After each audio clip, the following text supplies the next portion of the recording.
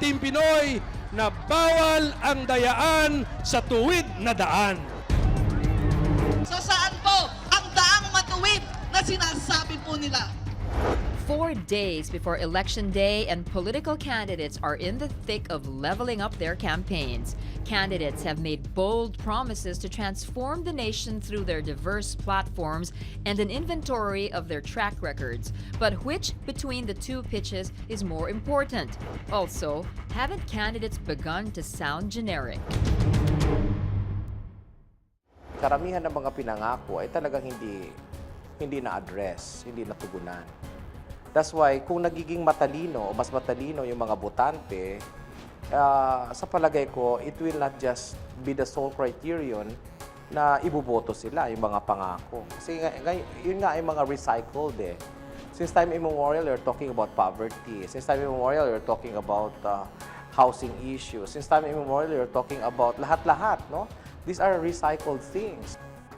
The 1995 to 2003 comparative study by the Institute for Political and Electoral Reform on determinants of votes says voters have shifted away from popularity to benefits in choosing their next set of leaders.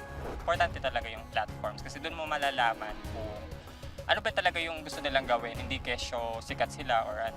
Yung track record, kasi madaling magsalita pero mahirap pangatawanan. For me, importante pareho eh. Pero we should also consider yung track record. Kasi kung ano yung track record niya, malamang meron na rin plataforma yan behind eh. But with 52% or more than half of the Philippine population identifying themselves as poor, according to the latest survey of the social weather stations, a lot is yet to be done by these public servants. Hopefully, May 13th marks the start of something better.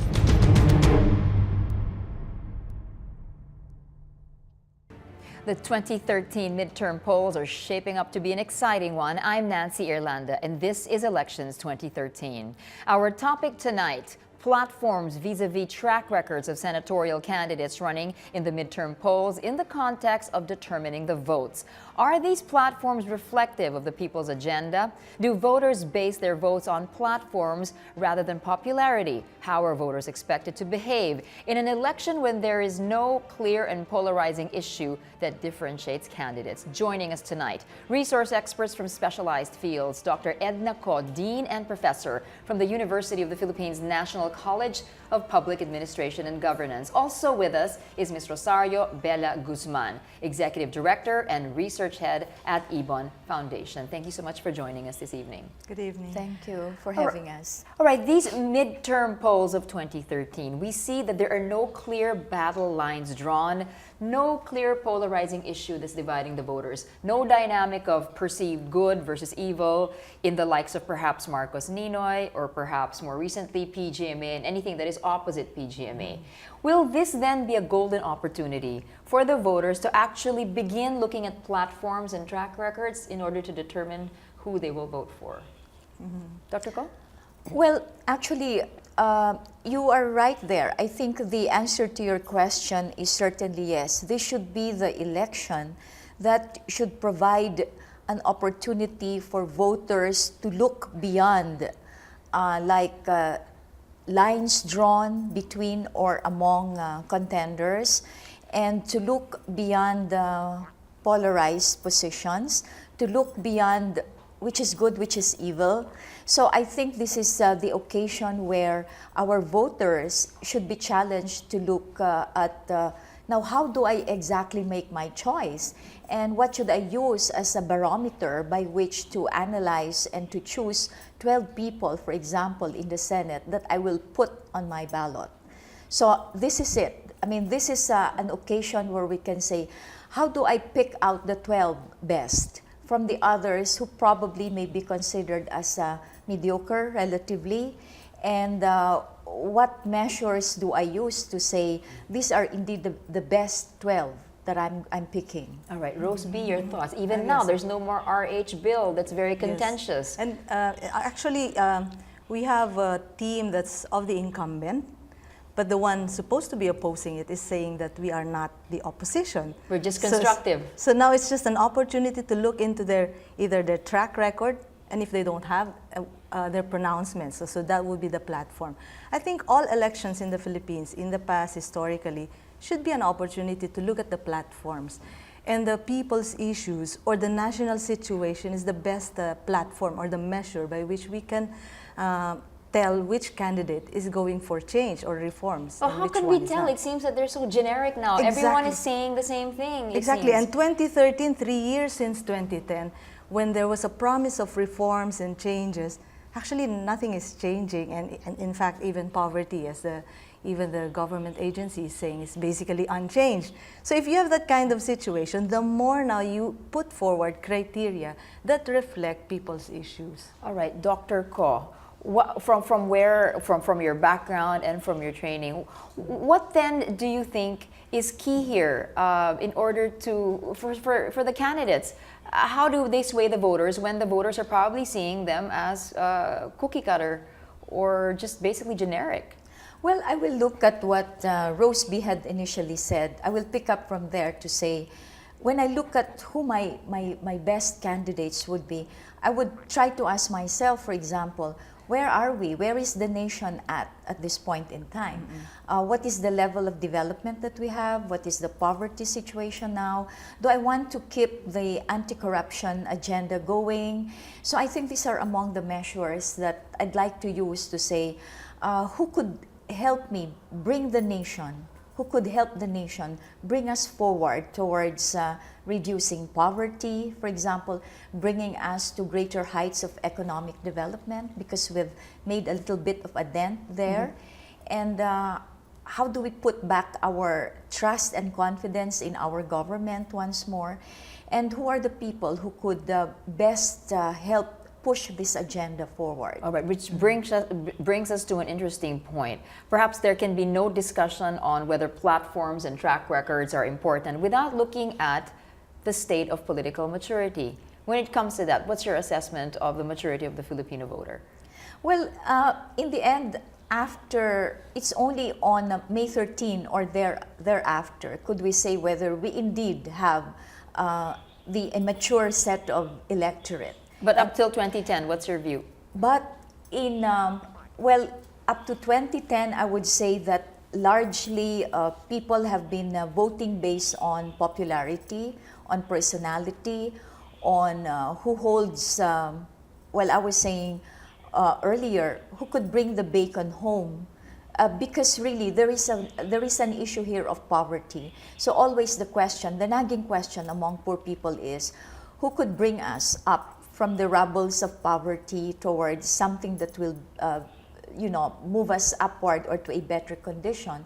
So I think to a certain extent, in the past, our elections in the past have been about, this is someone I don't really know very well, and therefore, to a certain extent, we may say, probably the electorate, the voters, did not have sufficient time to really scrutinize and look at the platforms, the personality, the characteristics of these people they would like to vote for.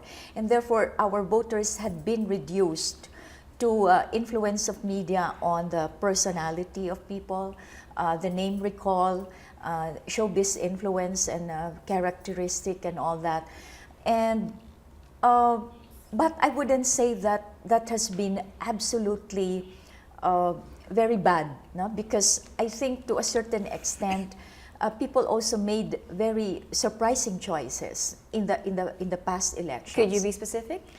Well, for example, I think in 2007, he was a candidate who was in jail, who was imprisoned. Like I'm referring to Senator Trillanes. But then he captured the imagination, And that he rebel captured image. the imagination of people and saying, what did he stand for? But then again, that's popularity in another way. I think to a certain extent, it was about what was he standing for.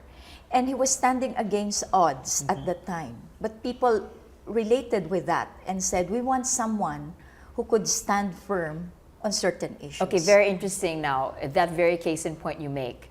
Do you think that kind of, shall we say, mythical image that sort of image will sustain his appeal to the voters. We see, as a case in point, that Senator Trillanes's rankings in the survey have been going down. I think that is a challenge for the campaign strategy and for what messages the senator would like to relay at this point in time. Certainly, the situation has changed.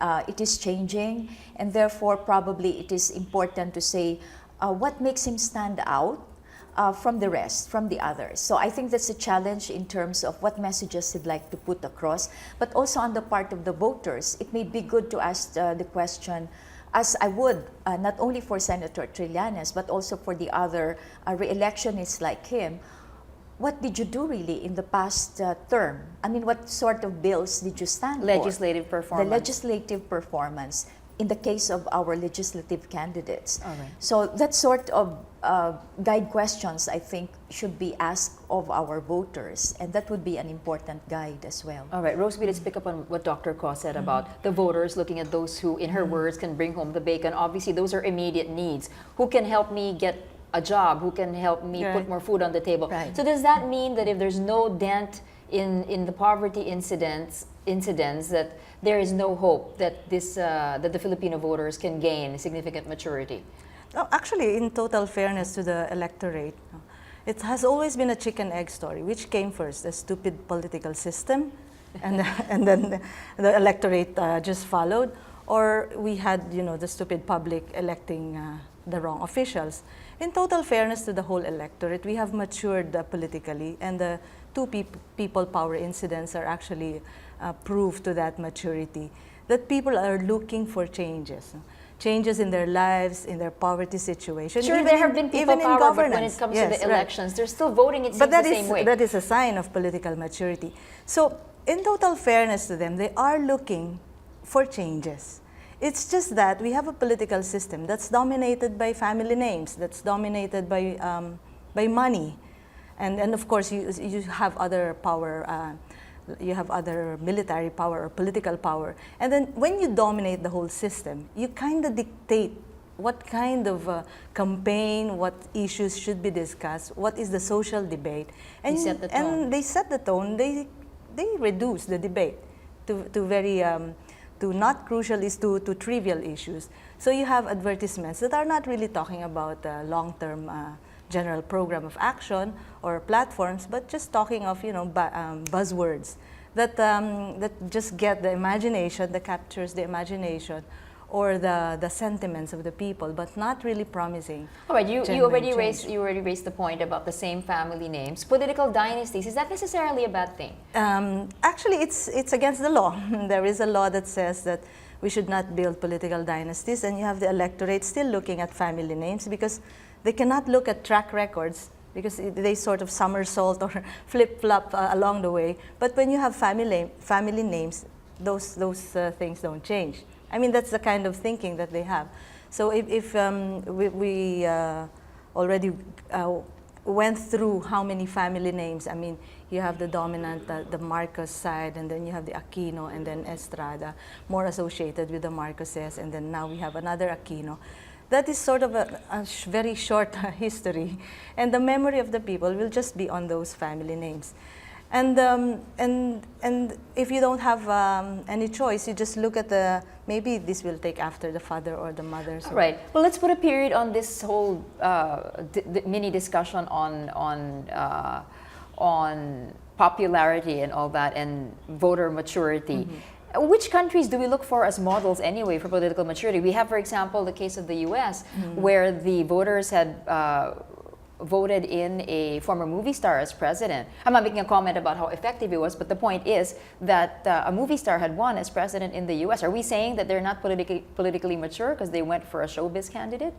I think many countries have their own types and brand of, the characteristic of people choosing based on popularity as well. They have that. I mean, if you look at the United States, you say the colored people would be more tending toward to vote for Obama, and you say, well, isn't that popularity as well from among those people who are colored similarly, if you may say it that way, but therefore, I'd say that the popularity as a form or as a way of elector or voters' choices is not something distinct or peculiar to the Philippines. Of course, I asked that question Right. of popularity vis-a-vis voter maturity because, as I said, today there are no polarizing issues. Yeah. So we run the risk that the voters might actually just go for who was more popular. That is why we started the talk with setting the criteria. I mean, the people can actually set the criteria right now and use those criteria to allow the candidates to speak about their plans on these criteria. For instance, are you looking are you planning to create jobs, decent jobs, or even to raise wages? These are our problems. So All right. the electorate should push for those issues being discussed in the campaign sorties. All right, we're going to leave this discussion for now before we go to a gap. We'll talk about specific candidates and how they're doing in the surveys later on. After the break, more issues about platforms versus track records. Stay tuned. You're watching Elections 2013.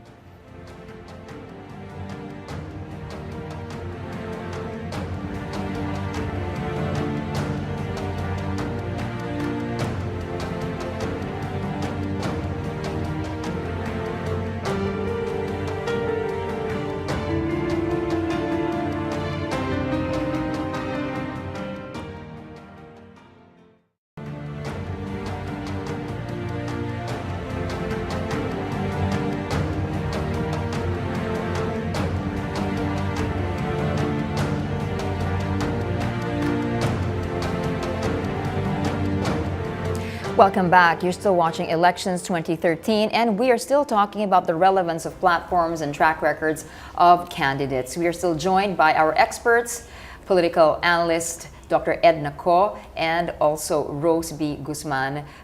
She's with Ibon Foundation. Now, before the break, we said we would talk about the actual experience of the candidates. We see that from the early days of election season, there were a set of front runners. Some of those front runners are now falling in their rankings in the survey. What could have happened? What did they do and did not do? Are voters looking at them differently now? Are voters actually looking at their platforms and being more critical? How can you explain away those changes? Case in point, well, Nancy Bina has always been strong from the start, but now she's getting even stronger. But she really has no track record when you speak of when it comes to politics. Your view? I think if you look at individually, if you look at the candidates and the ranking and how they're climbing up or going down, depends on also certain circumstances which surround that particular candidate. But it is difficult to say what exactly would be the formula or what would be the moving spirit behind all of this. I think we cannot generalize. You have to examine each candidate and say, why is it that, for example, in the case of Binay, she's really gone up dramatically in the survey, based on the survey. I should say that initially it's about the name that she carries, so it's still about name recall. Okay, that should be as clear as day, right? It's transferable from her father, the VP. Transferable from the vice president to the daughter. And if you look at track record, there's nothing there to speak of because aside from being an assistant to the relatives who were in the government, there was no political position previously occupied really, and therefore it goes without saying that there were no bills filed to talk about, no particular programs to talk about. So it's really on her own. the promise of the surname. It's the promise of the surname which I think strikes that. And I think to a certain extent, some voters might be curious about like, what is someone who has that name got to offer? And she's new. And female. And female, I think that must be an intriguing factor for some voters. But then again, I'd like to put a question to the voters and say, what do we want by way of putting our senators there? What do we expect them to have by way of the competency, the track record, and really the agenda? Yeah, of course, everyone is talking similarly about agenda, and I don't think that will make them differ from each other. They're saying we want to bring prosperity and economic development for everyone. We'd like to move the poor people out. I think everybody is saying that. So one has to look more deeply into the character, into what one stood for, into the track record. And if you speak of track record, I think the re-electionists might have an advantage because there is something to look up to say, what did you do and what did you not do? One candidate who is rating highly can say they want to go for jobs and employment Right. and prices. Another Yeah. one very low in the rankings, not even the Magic 12, could be saying the same thing, but Yeah. no one is paying attention in the same way as they are to those who are ranking. So that's just everybody just love a winner? Are they just looking at the surveys and when they're rating high, okay, we'll go for that and there's a snowball effect? Obviously not, because some are going down, right? To a certain extent, I would say, yes, there is still the influence of the name recall, the shared name. Those who came before them had good performance, and maybe they hope that the younger generation would carry similarly. But if you look at Enriles, his is going down as well, A right? practical dive, yeah. Yeah. So I mean that then again. Was it the series of events that were related to his father, Senate President Juan Ponce Enrile? Might be. could have caused that. So these are circumstances that one has to look at.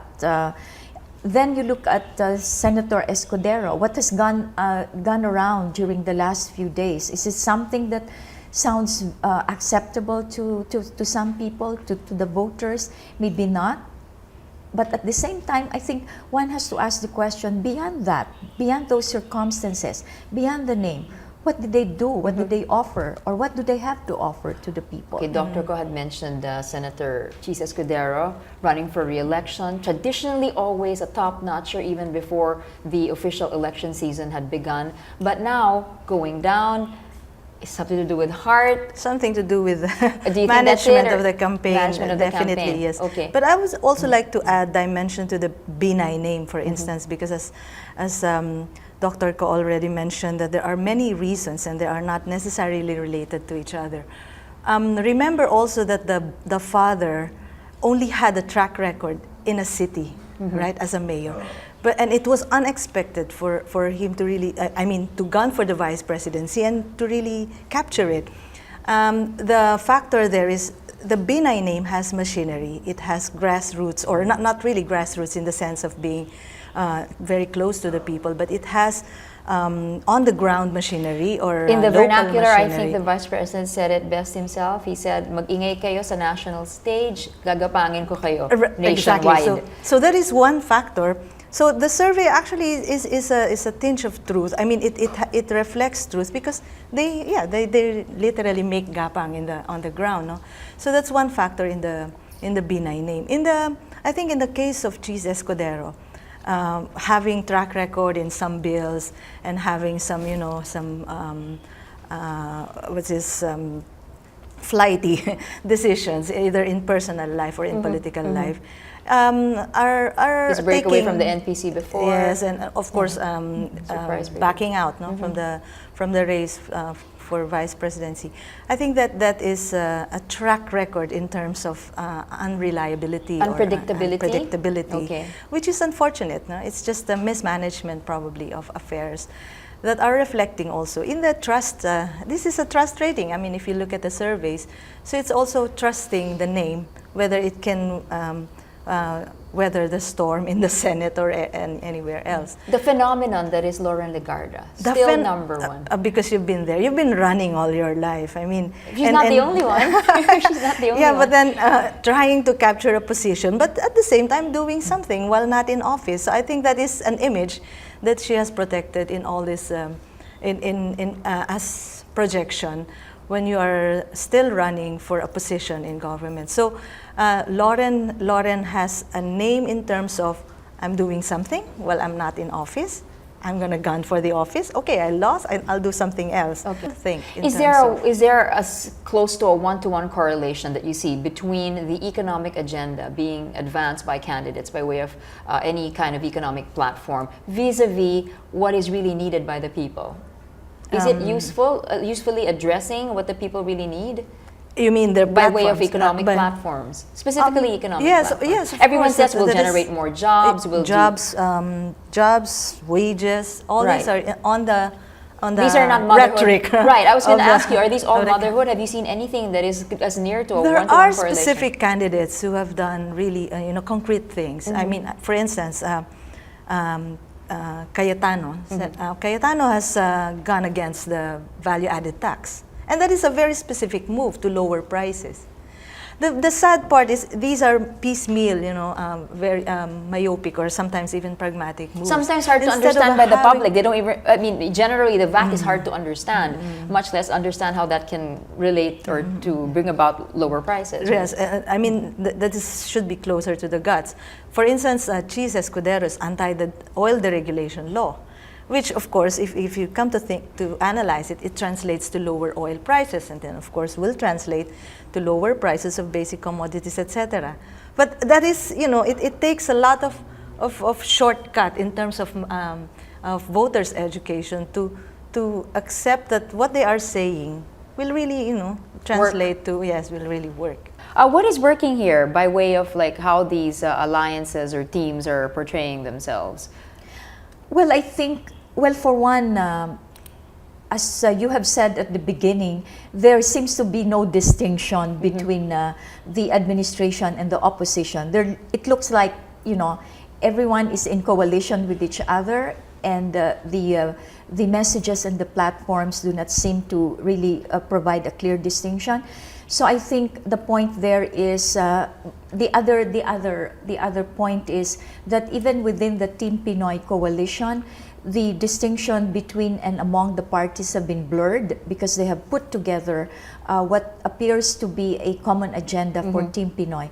On the one hand, you may say, well, that's good because they're coalescing around certain common issues. On the other hand, then it makes difficult for the voter to really say, well, who am I going to choose from among the 12 of the Team Short Pinoy? of voting straight if they believe in the common agenda. Yes, exactly. Your view, Roseby, on that. Actually, when you look at the two teams, we can't just call them teams now. No? Yeah. We used to call them political parties. But anyway, when you look at the two teams, what should be dictating their positions are not anymore what kind of bills or what kind of laws they will sponsor or promote once they're in power. It's actually being in position and sharing that position in a way that, as you said, in a constructive way, cooperating under one legislative agenda, which is the incumbents. Right. Speaking of teams, clearly the president is more visible in campaigning for Team Pinoy than Which we is see. unusual. Than Yes. we see Vice President Binay perhaps going around and physically campaigning with Una. What's your read on that? Actually, it's unusual in our history. We have heard of presidents campaigning in subtle ways. I mean, even on print, just on print, you can read about them that they hinted that they're supporting this candidate, etc. Even if it's their political party.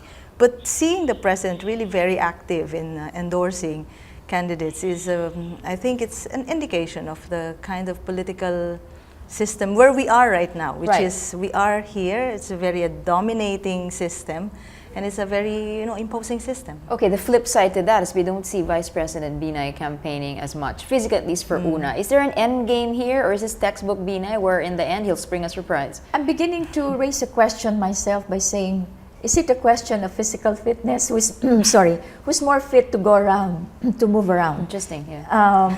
Between VP Binay and the president. But the other thing also is, this president is a very passionate person. He does what he wants to do, and he says what he wants to say. I mean, it's something like, probably it's a matter of the kind of person that he is. It's keeping in his character. All right. It's within his character. All right. Unfortunately, that's all the time we have. Yes. We're going to have to leave Okay. that. But very quickly. No, but the 2013 is a midterm elections, and it's usually a measure of his continuing popularity or acceptance by the people. So that he should Interesting ensure point. that. Yeah. Right. That's to be expected then. All right. Thanks to our guest, Dr. Edna Co, Dean and Professor from the University of the Philippines National College of Public Administration and Governance, and Ms. Rosario Bella Roseby Guzman, Executive Director and Research Head at Ibon Foundation. Thank you all for joining us tonight. Tune in again next week as we make this vote count. I'm Nancy Irlanda, and this is Elections 2013.